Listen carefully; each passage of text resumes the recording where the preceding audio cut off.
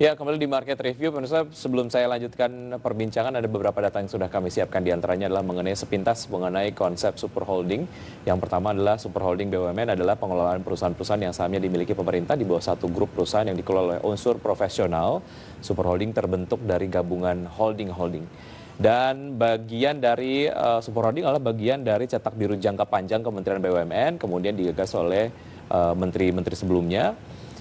Dianggap bisa membuat BUMN leluasa mengembangkan usaha dan mengikuti Temasek di Singapura dan juga Khazanah di Malaysia. Dan berikutnya adalah mengenai alasan mengapa Menteri BUMN Erick Thohir menghentikan konsep super holding. Ini dinilai konsep subholding lebih tepat dibandingkan dengan super holding. Tidak ada penyatuan holding BUMN, tidak ada penyatuan holding BUMN dikelompokkan sesuai unit usaha. Kemudian konsep superholding dianggap kurang tepat untuk mengenjot produktivitas dan subholding akan membuat BUMN fokus pada sektor usahanya.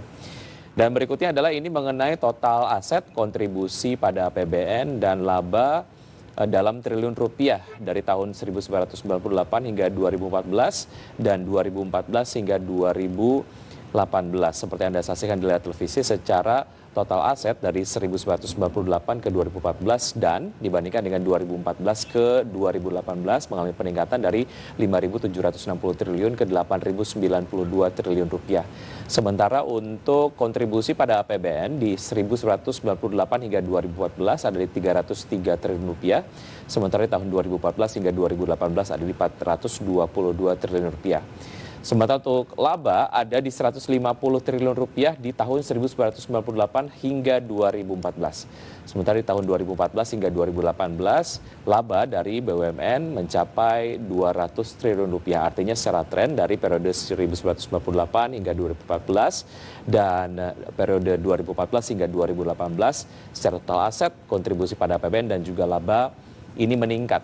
Saya ke Pak Said lagi. Pak Said, sejauh mana sebetulnya fungsi komisaris, since Anda juga tadi membahas sebetulnya secara proporsi begitu, mengapa kemudian tata kelola perusahaan BUMN tidak seprofesional yang diharapkan adalah secara komisaris-komisaris yang ditempatkan tidak kemudian profesional dan ini membuat berpengaruh terhadap kinerja dari BUMN itu sendiri.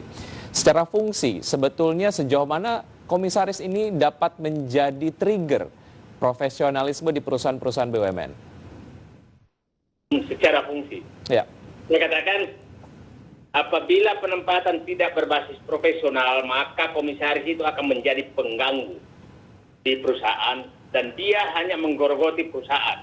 Yang dia selalu lakukan, saya hampir 10 tahun komisaris BUMN, saya tahu persis perusahaan komisaris yang non profesional yang ditempatkan itu hanya mencari kesempatan untuk memanfaatkan BUMN dan malah mereka lah yang bikin pusing direksi karena dia kadang-kadang membawa supplier, membawa kontraktor, pada saat rapat memihak kepada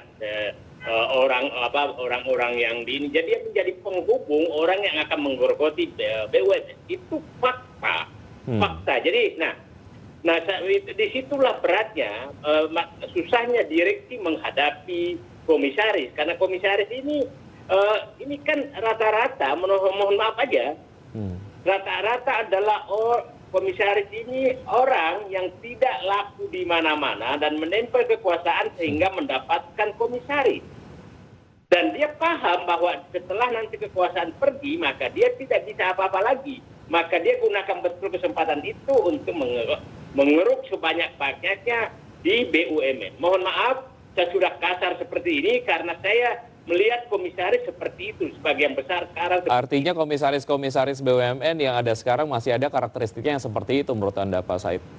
Bukan, saya katakan masih ada. Sebagian besar yang ditempatkan bukan karena basis profesionalisme adalah seperti itu.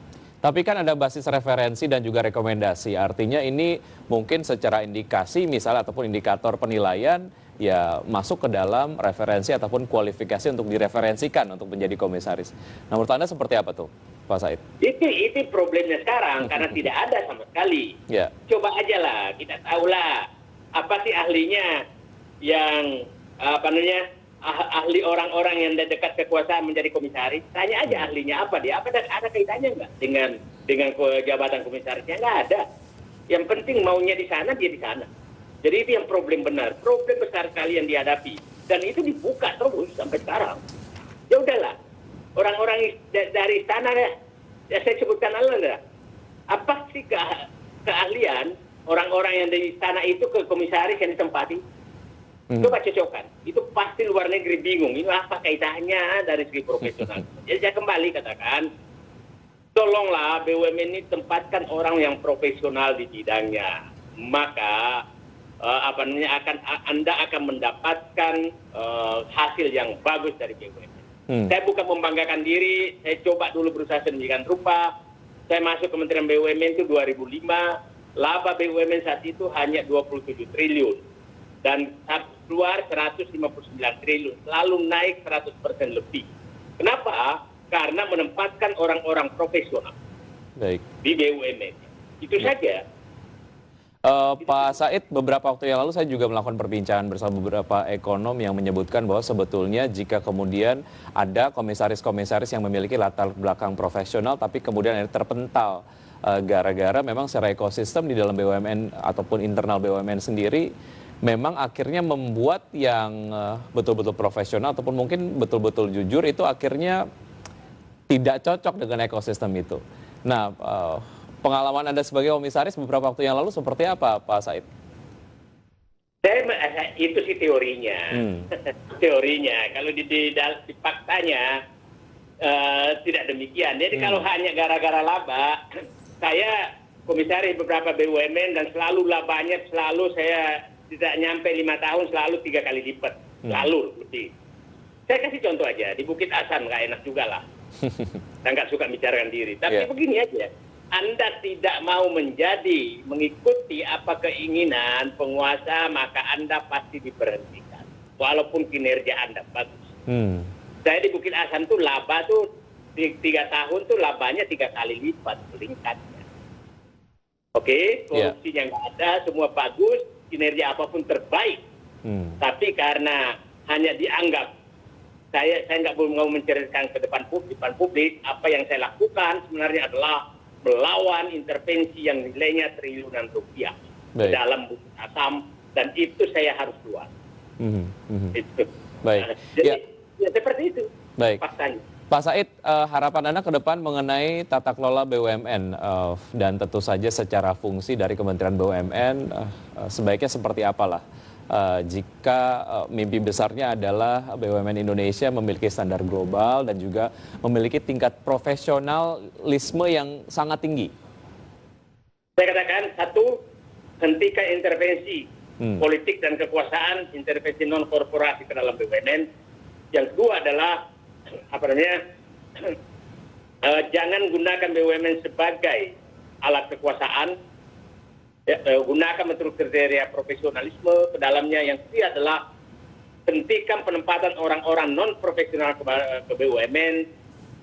Dan yang keempat adalah lakukan reward dan punishment yang tegas kepada seluruh pimpinan BUMN. Dan objektif ya Pak. Pak Said, terima kasih sudah bergabung bersama kami dalam Market Review. Sehat selalu Pak Said, sampai jumpa. Baik, dan pemirsa, demikian perbincangan kami bersama Bapak Said Didu, Sekretaris Kementerian BUMN periode 2005 hingga 2010. Tetap di tempat Anda, usai jeda kami akan segera kembali dengan topik lainnya.